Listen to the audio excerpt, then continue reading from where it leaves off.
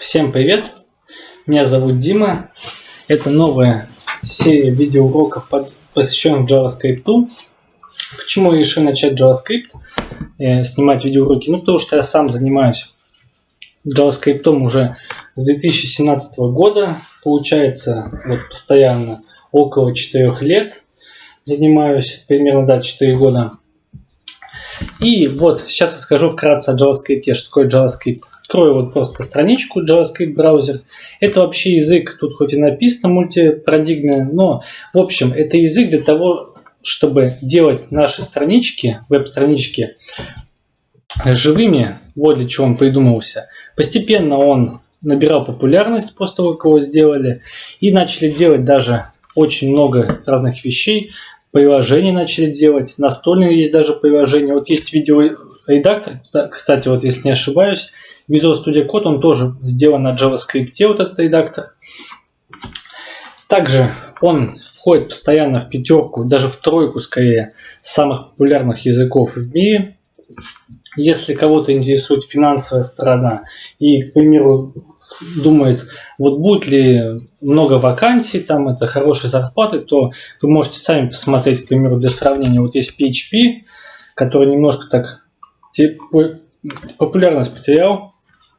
У него, видите, 1900 вакансий. Python тут сколько? Python 5000, чуть-чуть побольше. Java можно посмотреть, 3800. И JavaScript, практически на первом месте он. Можно C++, C#. Так, интересно, так, она идет. Так, C#, видите, еще поменьше, правда. JavaScript, он, в принципе, первое, второе место занимает.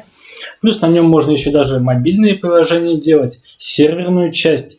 В общем-то, если вы начинающий разработчик, то JavaScript это отличный старт для вас. Потому что если вы хорошо его освоите, сможете стать full-stack разработчиком. Также он очень хорошо, полностью интегрирован с HTML и CSS. Это HTML это язык гипертекстовой разметки, а CSS это стили для него. Грубо говоря, все, что вы видите, это HTML, CSS, а всякие события, которые здесь происходят, это JavaScript будет делать.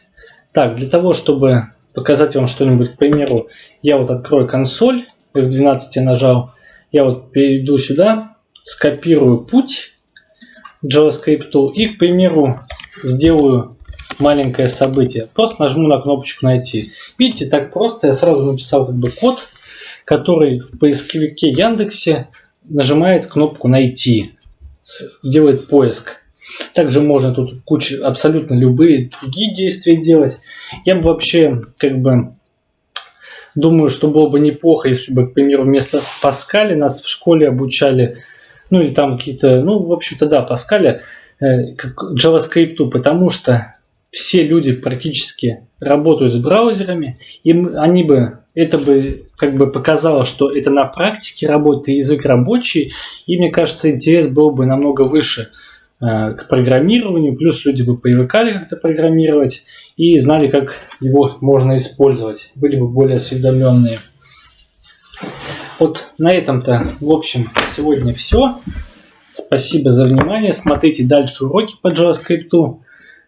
Всем удачи. Пока.